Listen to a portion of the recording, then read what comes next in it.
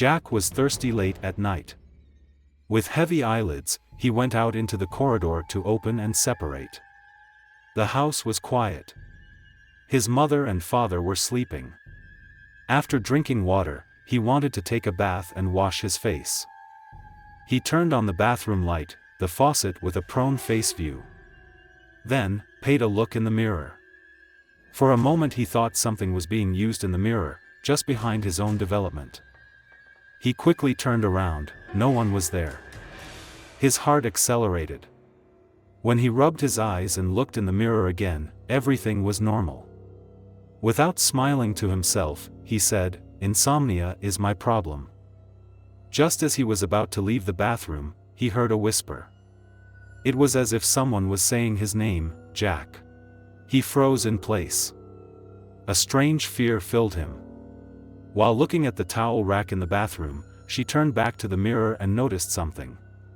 Reflection in the mirror. Jack backs away in fear, but he shows up right where he is.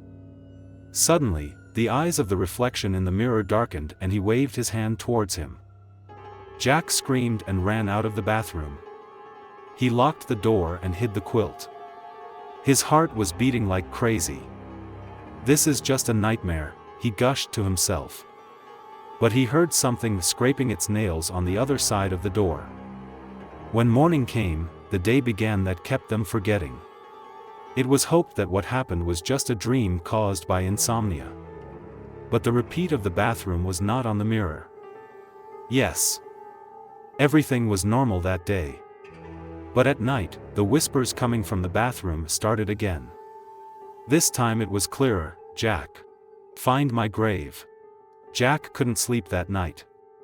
The process started as soon as the morning broke. In the old cemetery in the neighborhood, a report about a child who lived 100 years ago was found. That boy's name was Jack. And he died in the accident. Learning that it was the grave of someone with the same name as his gave him goosebumps. But even more strangely, it is known that the tomb was broken into exactly 3 days ago. Jack reluctantly decided to go to the cemetery. When he arrived at the site of the tomb, he found the same mirror as the beginning. Bath.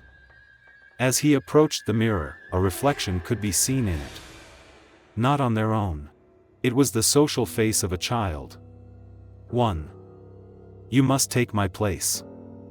Suddenly, black people came out of the mirror and pulled F in. When Jack opened his eyes, he found himself in his own grave.